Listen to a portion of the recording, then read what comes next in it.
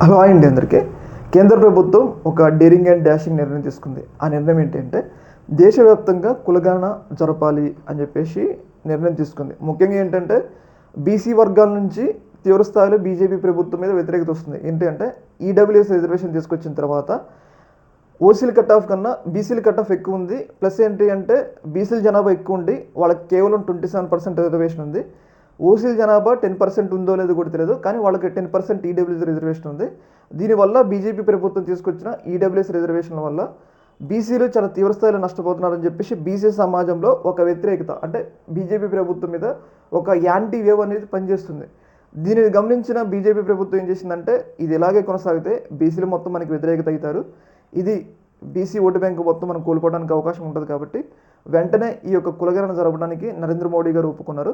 ముఖ్యంగా ఈ కులగణన జరిగితే వచ్చే సమూల మార్పులు ఏంటంటే ఇప్పుడు ఎవరెవరైతే సీఎం పదవులు అనుభవిస్తున్న ఓసీలు, అలాగే ఇప్పుడు ఎవరెవరైతే ఎమ్మెల్యే పదవులు, అలాగే ఎవరెవరైతే మంత్రి పదవులు అనుభవిస్తున్న ఓసీలు పూర్తిగా తమ యొక్క ప్రాధాన్యత కోల్పోవాల్సిన అవసరం ఎంతైనా ఉంది. ఎందుకంటే ఇప్పుడు కులగణన జరిగినప్పుడు ఆటోమేటిక్గా కులగణనకు సంబంధించిన డేటా మన ముందు ఉంటుంది.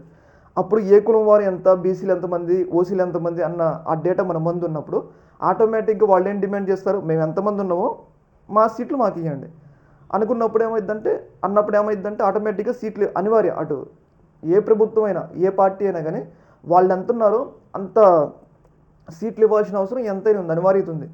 దానివల్ల ఏమవుతుందంటే ఎమ్మెల్యేలలో కానీ అలాగే ఎంపీలలో కానీ ఎక్కువ బీసీలకి అలాగే ఎస్సీ ఎస్టీ వర్గాలకి ఏదైతే ఈ యొక్క సీట్లు ఇవ్వడానికి అవకాశం ఉంటుంది అనమాట, ఎమ్మెల్యే సీట్లు, ఎంపీ సీట్లు.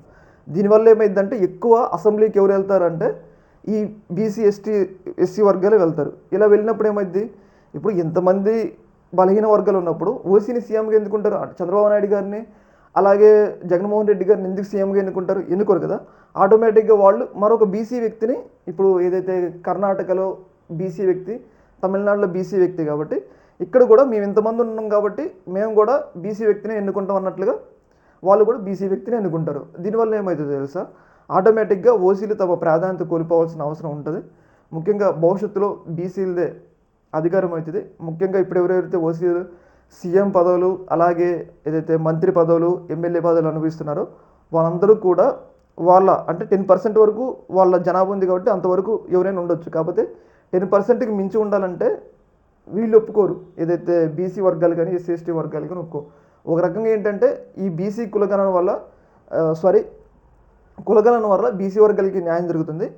ఇది ఖచ్చితంగా అమలైతే మాత్రం భవిష్యత్తులో కూడా రిజర్వేషన్లకు దారితీస్తే మాత్రం ఓసీలు తమ ప్రాధాన్యత కోల్పోవాల్సిన అవసరం ఎంతైనా ఉంటుంది. ఈ యొక్క అంశంలో మీ యొక్క అభిప్రాయం కింద కామెంట్ తెలియజేయండి. ఒక మినిట్.